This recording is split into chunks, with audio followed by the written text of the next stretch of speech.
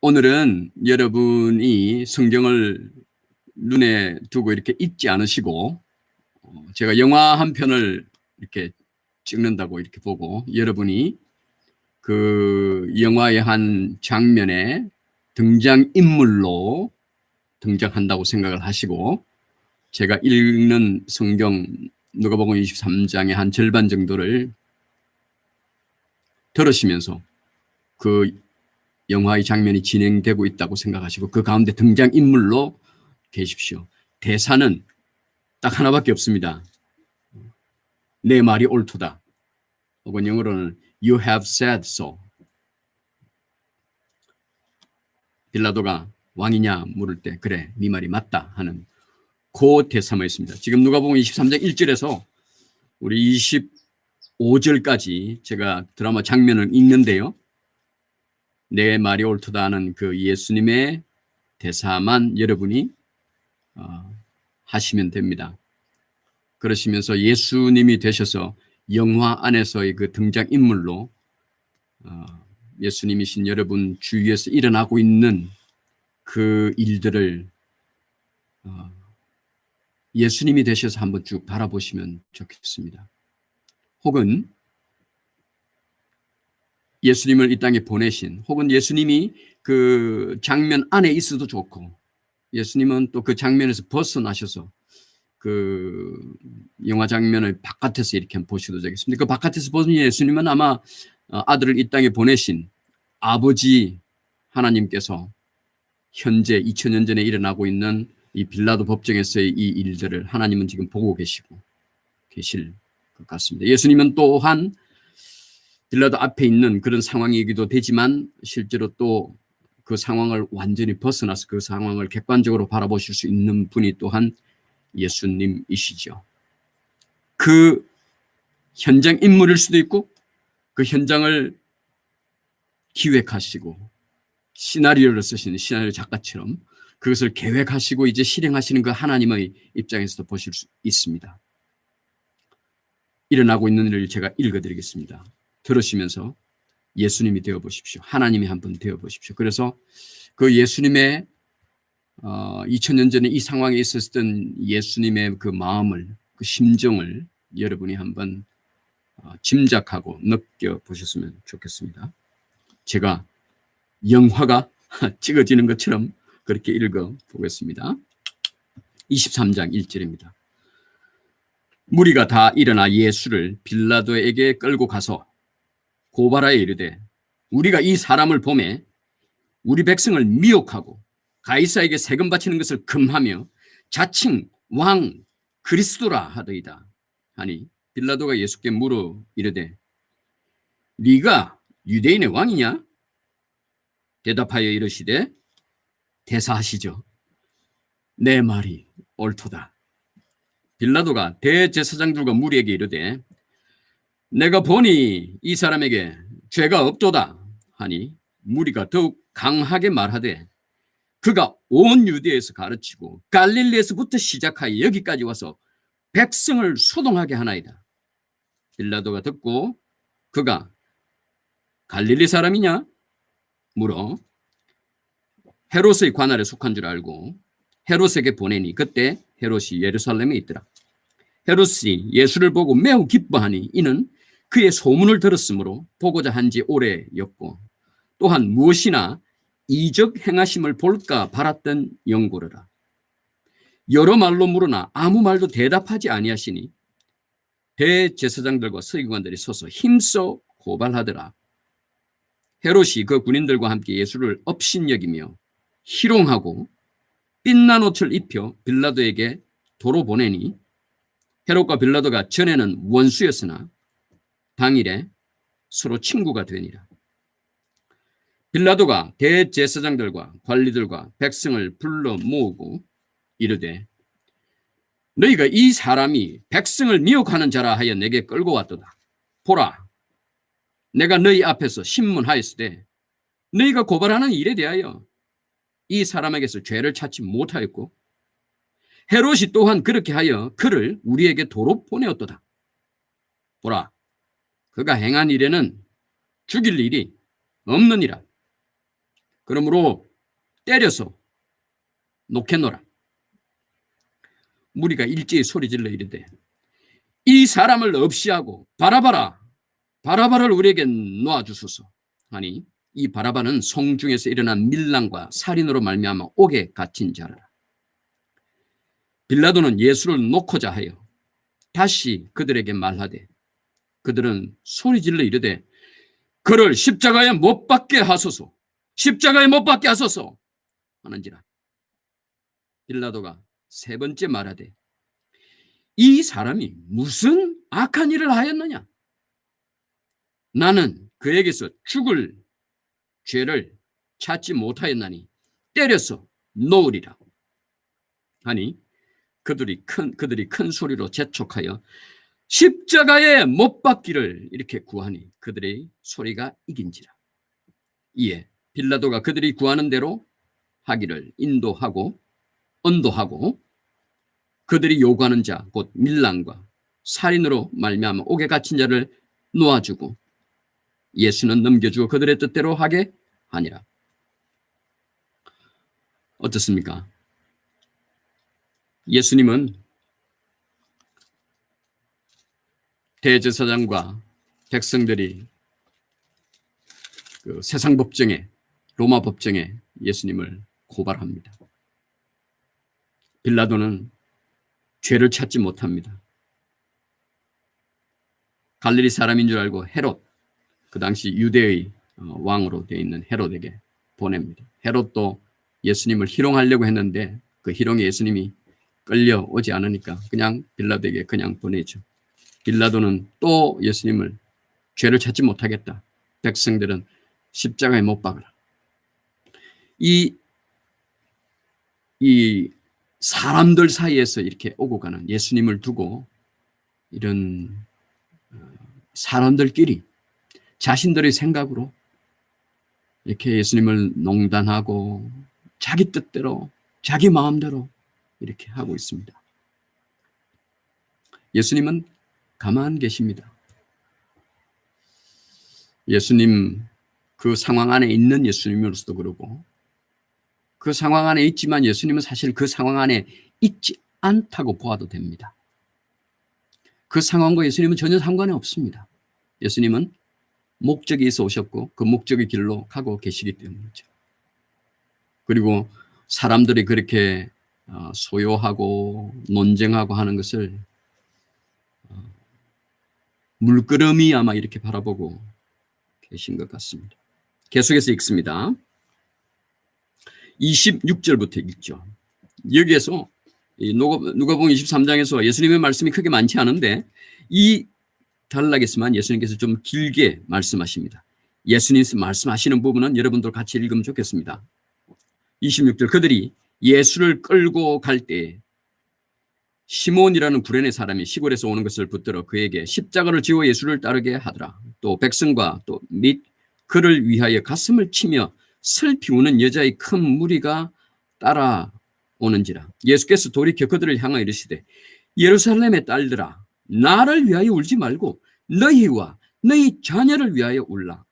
보라 날이 이르면 여기서 날 우리말로는 단수로 되어 있지만 원어에는 복수로 되어 있습니다. 보라 날들이 이르면 사람이 말하기를 잉태하지 못하는 이와 해산하지 못한 배와 먹이지 못한 젖이 복이 아이를 먹이지 못하는 젖이 복이 있다 하리라. 그때 사람이 산들을 대하여 우리 위에 무너지라 하며 작은 산들을 대하여서는 우리를 덮으라 하리라. 푸른 나무에도 이같이 하거든 마른 나무에는 어떻게 되리요 하시니라. 이 부분은 우리 한번 보죠.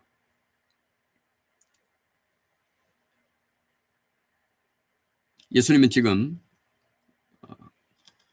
구레네 시몬이 십자가를 대신 지고 이렇게 갑니다. 예수님은 그 힘든 밤새도록 재판을 받으시고 한 점도 못 주무시고 이제 십자가를 지고 희롱당하고 매맞고 이런 지친 몸으로 가기 때문에 십자가의 무게를 감당치 못하는데 구레네 사람 시몬이 이제 대신 지고 가고 예수님은 걸어가시는데 그 많은 여인들이 예수님을 아는 또 예수님을 믿는 분들이라고 볼 수 있죠. 예수님을 향하여 이렇게 슬피 웁니다. 그때 예수님이 나를 위하지 말고 너희와 너희 자녀를 위하여 울라 이렇게 말씀합니다. 날이 이르면, 여기서 우리 날은 이제 두 가지 날로 우리가 한번 볼 수 있습니다. 곧 AD 70년에 로마가 이 예루살렘 성을 무너뜨립니다. 이제 그 날이 이르면 예루살렘에 그 힘든 일들이 일어납니다. 그렇죠? 그때 실제로 많은 이 피하지 못해서 아이와 엄마가 이렇게 많이 죽은 그런 그 침략에, 예루살렘 침공에 많은 사람이 죽었다고 합니다. 이제 그것을 염두에 두고 이런 말씀을 하시는 것일 수 있습니다. 산들이 덮어라, 무너져라라고 이야기하는 것은 그 힘든 상황이 너무 힘들기 때문에 차라리 그 핍박당하고 하는 그 상황이 너무 힘드니까 차라리 죽는 것이 낫다는 이런 그 힘든 상황이 있을 거라는 거죠. 그래서 여기서 푸른 나무에도 이같이 하거든 마른 나무에는 어떻게 되려? 푸른 나무라 하면 예를 들어서 이 땅에서 일어나는 그 로마의 침공이라고 볼 수 있습니다. 잠시 있는 침공이죠. 이 땅의 삶에 닥치는 고난, 그 고난에도 그것도 힘들어갖고 산아 무너져라, 차라리 태어나지 않음이 좋다, 아이들을 먹이지 못하는 게 좋다는 정도로 이런 힘든 경우인데, 마른 나무에는 어떻게 되냐? 실제로 심판이 있는, 최후의 심판이 있는, 하나님 나라와 그 지옥의 나라에 이것이 결정되는 그때는 그것은 얼마나 더 참혹할 건가, 이런 말씀입니다. 결국 이 단락은 심판의 상황을 상징하고 말씀하고 계시는 거죠. 또한 다른 한면으로는 그 날이 AD 70년에 예루살렘 멸망이 아니라 최후의 그 심판이 있는 그때라고 우리가 상정을 해보면, 지금 예수님이 십자가를 지고 이렇게 갑니다. 그래서 여인들이 울고, 그런데 여기서 이제 푸른 나무, 이 31절에 푸른 나무에도 이같이 하거든을 묵상하는 중에 이제 푸른 나무를 다른 주석서에도 보도 이런 맥락의 그 멸망의 때라고 이렇게 주석을 하는데, 이제 그 주석서도 읽고 하면서 저는 이런 생각이 들었습니다. 이 푸른 나무를 예수님이라고 상정을 해봅니다. 예수님은 죄가 없으세요. 심판을 받아야 되실 분이 아니에요. 그런데 온 세상의 죄를 대신 지신 그냥 가짜 죄인이에요. 가짜 심판받는 자예요. 실제로는 푸른 나무예요. 생명이 있는. 그런데 가짜 죄를, 타인들의 죄를, 인류의 죄를 짊어지고 심판을 받으시는 거예요. 이제 그 심판이 실제로 이 땅에서 그냥 십자가 지는 이는 심판이죠. 여러분들의 죄를, 저의 죄를, 온 세상의 죄를 지신 예수님도 십자가 지고 골고다 길을 가는 그 고난의 그 심판을, 죽음을 밟는 이런 심판을 당합니다. 그런데 여기 마른 나무는 저와 여러분이죠. 혹은 세상 모든 사람이에요. 죄인들이에요. 실제 죄인들이에요. 그 죄인들에 대한 심판은 얼마나 더하겠냐는 거죠. 지금 우는 게 나 십자가 지고 가는 이거에 대해서 울 때가 아니요. 너희와 너희 자녀를 위해서 울어야 되는 거예요. 너희의 죄와 너희 자녀의 죄를 위해서 울어야 되는 거예요. 그걸 생각하면 태어나지 않고 젖먹이지 못하고 하는 게 차라리 나아. 차라리 죽는 것이 나아. 산들의 무너짐을 당해서 작은 산들이 덮어서 차라리 그 겪지 않고 심판의 날에 일이 있지 않는 게 차라리 낫다고. 그것이 마른 나무의 운명이라는 거죠. 마른 나무가 받게 될 심판이라는 겁니다. 그러니까 우리도 그 날을 상정하면 이 예루살렘에 있는 예인들의 그 우는 모습, 그걸 뭐 우리에게 뭐라고 볼까요? 이 땅을 살면서 희노애락에 대해서 반응하고 또 이 땅의 삶을 사는 데에 즐거움은 기쁘고 고통에 대해서는 힘들어하고 하는 그런 걸로 볼 수 있을까요? 그런 것에 크게 너무 집중할 것이 아니다. 마른 나무의 때가 온다. 그것이 우리의 육신의 죽음의 때이기도 하고 예수님 오시는 그 재림의 때이기도, 어느 게 먼저 오느냐의 문제인 거죠. 그날을 대비해라. 그날을 위해서 울라. 이런 말씀도 되겠습니다. 32절 읽습니다. 또 다른 두 행악자도 사형을 받게 되어 예수와 함께 끌려가니라. 해굴이라는 곳에 이르러 거기서 예수를 십자가에 못 박고, 두 행악자도 그렇게 하니 하나는 우편에 하나는 좌편에 있더라. 이에 예수께서 이르시되 아버지 저들을 사하여 주옵소서. 자기들이 하는 것을 알지 못함이니이다 하시더라. 그들이 그의 옷을 나눠 제비 뽑을서 백성은 서서 구경하는데 관리들이 비웃어 이르되 저가 남을 구원하였으니 만일 하나님이 택하신 자 그리스도이면 자신도 구원할지어다. 조롱하고 있습니다. 그렇죠? 군인들도 희롱하면서 나와 심포도를 주며 이르되 네가 만일 유대인의 왕이면 네가 너를 구원해라 하더라. 그의 위에 이는 유대인의 왕이라 쓴 패가 있더라. 달린 행악자 중 하나는 비방하여 이르되 네가 그리스도냐? 그리스도가 아니냐? 너와 우리를 구원하라 하되 하나는 그 사람을 꾸짖어 이르되 네가 동일한 죄를 받고서도 너는 죽을 죄를 짓고 죽으면서도 하나님을 두려워하지 아니하느냐? 우리는 우리가 행한 일에 상당한 보응을 받는 것이니 이에 당연하거니와 이 사람이 행한 것은 옳지 않은 것이 없느니라 하고 이르되 예수여 당신의 나라에 임하실 때에 나를 기억하소서 하니 예수께서 이르시되 내가 진실로 진실로 내게 이르노니 내가 오늘 나와 함께 낙원에 있으리라 하시니라. 사실 사람의 구원은 정말 순간입니다. 십자가상에서 골고다에서의 이 우편의 강도만이 그런 것이 아니라 우리의 삶 가운데도 우리의 구원은 순간이라고 저는 믿습니다. 강도가, 행악자가 소문의 예수에 대해서는 들었었겠죠. 현장에서 못 박히실 때 또 저들의 죄를 용서하소서 이런 말씀을 이렇게 듣고 하면서 아, 이분은 정말 하나님의 아들이구나. 이 마음에 앉아 믿어진 겁니다. 그래서 정말로 구원받고자 해서 그런 말이 아니에요. 그냥 자신의 그 심정이 예수님 앞에서 내가 누구다라는 게 깨달아지니까 내가 당신께 기억되기만 원합니다. 구원해 주세요가 아니에요. 기억되기만 원합니다라는 그런 마음만 있는 거예요. 그 자기 자신을 철저히 발견하고 고백하는 겁니다. 저는 이런 사람입니다라는 그 말, 그 마음을 보인 것밖에 없어요. 그런데 예수님이 오늘 너가 나와 낙원에 있으리라 이렇게 말씀합니다. 이게 우리 구원입니다. 우리가 앞으로 만나게 될 여러 사람들 혹은 여러분이 앞으로 전도하거나 또 여러분의 모습으로 예수님을 이렇게 소개하게 되는 상황이 있을 때 그 만나는 그분들은 정말 마음에 내가 이러면 안 되는데 맞아 예수님이 진짜인 것 같아 라는 그 인정하는 마음, 고백하는 마음, 그것이 그 순간이 구원이 되어지는 거예요. 그런 만큼 예수님은 온 우주에 충실하시고 모든 사람의 마음 하나하나마다 다 이미 임재해 있다고 보는 거죠. 전선이 거의 다 있다는 거죠. 스파크만 일어나면 그 스파크가 예수님에 대한 인정, 내가 누구라는 것에 대한 인정만 일어나면 예수님이 와락 껴안는 거죠.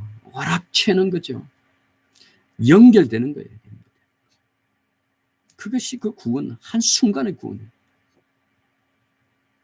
그 만남이 플러그가 이어지고 그 만남이 접속이 되고 하면 그 고감도의 전류에 되어지면 이쪽에 있는 죄인은 변화가 일어나요. 변화되어져요. 예수를 닮아가요.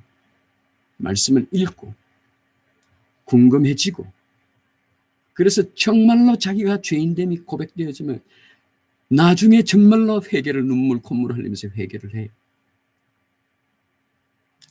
이 스파크가 그것이 일어나게 하는 겁니다. 그런 기대를 우리는 가지고 사람들에게 예수님을 보이고 예수님을 이야기해야 돼요. 여러분도 지금 스파크가 일어난 상태에서 성화되어 가고 변화되어져 가고 있는 여러분일 수 있습니다. 우리는 이러한 일이, 이 우측 강도와 같은 일들이 우리의 삶 가운데 만나는 여러 사람 건데 무시로 수없이 일어날 수 있는 그 가능성 하에 우리는 살고 있다는 것을 아시고 예수 안에 있는 우리는 늘 그러한 일이 일어날 수 있는 매개체가라는 것을 잊지 않고 됐으면 좋겠습니다. 41절, 44절입니다. 때가 제60쯤 되어 해가 빛을 잃고 온 땅에 어둠이 임하여 제90까지 계속하며 제90까지 계속하며 성소의 휘장이 한가운데가 찢어지더라. 예수께서 큰 소리로 불러 이르시되 아버지 내 영혼을 아버지 손에 부탁하나이다 하고 이 말씀을 하신 후 숨지시니라. 백부장이 그 된 일을 보고 하나님께 영광을 돌려 이르되 이 사람은 종령 의인이었도다 하고 이를 구경하러 모인 무리도 그 된 일을 보고 다 가슴을 치며 돌아가고 예수를 아는 자들과 갈릴리로부터 따라온 여자들도 다 멀리 서서 이 일을 바라보니라. 45절이요. 성소의 휘장이 한가운데가 찢어지더라. 이 일을 위해서 예수님은 이 땅에 오신 겁니다. 성소 휘장, 그 지성소와 성소를 이렇게 구분하는 성소의 휘장입니다. 이 지성소에는 1년에 한 번 대제사장이 이스라엘 백성들의 죄를 속하기 위해서 1년에 한 번 들어가는 곳입니다. 이 성소에는 이제 매일 제사장들 와서 떡도 갈고 이제 예배드리고 하는 이런 거죠. 이 지성소가 대제사장만 들어갈 수 있던 곳이었습니다. 이제 예수님이 온 인류의 대제사장이 되신 겁니다. 그래서 모든 사람이 이 대제사장이신 예수님으로 하나님을 대면하고 만날 수 있게 됐습니다. 성소의 휘장이 찢어진 것은 모든 이 인류의 죄가 다 이제는 속해진 겁니다. 예수님으로 인해 우리는 죄가 속해진 자로, 죄가 씻어진 자로, 죄가 없는 자로 여겨짐으로 하나님 앞에 설 수 있게 된 것이 이 성소의 휘장이 찢어진 것이죠. 마지막 부분 읽고 마칩니다. 공회 의원으로 선하고 의로운 요셉이라 하는 사람이 있으니 그들의 결의와 행사에 찬성하지 아니하는 자라. 그는 유대인의 동네 아리마대 사람이요 하나님의 나라를 기다리는 자라. 그가 빌라도에게 가서 예수의 시체를 달라 하여 이를 내려 세마포로 싸고 아직 사람을 장사한 일이 없는 바위에 판무덤에 넣어두니 이날은 준비일이요 안식일이 거의 되었더라. 갈릴리에서 예수와 함께 온 여자들이 뒤를 따라 그 무덤과 그의 시체를 어떻게 두었는지를 보고 돌아가 향품과 향유를 준비하더라. 아멘. 누가복음 23장을 읽었습니다. 예수님이 한번 되어보셨습니까? 그리고 우리 심판의 날을 늘 염두에 두고 무엇을 위해 우리가 울어야 할지 생각하며 사는 저와 여러분 되었으면 좋겠습니다. 기도하고 마치죠. 아버지 하나님 은혜를 감사합니다. 오늘도 새날 주셔서 감사합니다. 또 새 아침 주셔서 말씀 읽게 하시고 우리 주님 생각할 수 있게 하셔서 감사합니다. 우리의 그 마지막 때를 성경을 읽으며 우리가 담담히 읽을 수 있게 하심을 감사합니다. 두렵고 떨림으로 읽는 것이 아니라 그 두려운 심판의 날에서 나는 그 심판이 아니다라는 마음으로 읽을 수 있음을 감사합니다. 그러나 우리 마음이 이 얘기를 해줄 때 그 두려워 떨려야 하는 그 사람들을 생각하며 주님 기도합니다.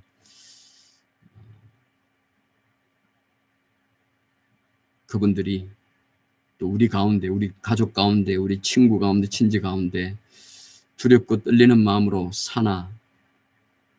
산들에 의해서 이렇게 덮임 받기를 원하는 그런 상황에 있게 될 그분들이 우리 주님 만나고 주님으로 인해서 저희와 같은 하나님과 소통하며 친밀감을 나누는 이 관계에 있을 수 있도록 주님 바랍니다.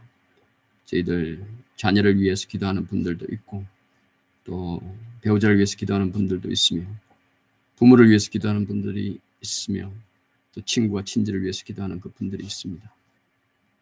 하나님께서는 하실 수 있사오니 그 하나님이 하시는 일들이 하나님께 온전히 일어날 수 있도록 하나님 함께하여 주옵소서. 오늘 하루도 감사하며 만나는 분들 모두를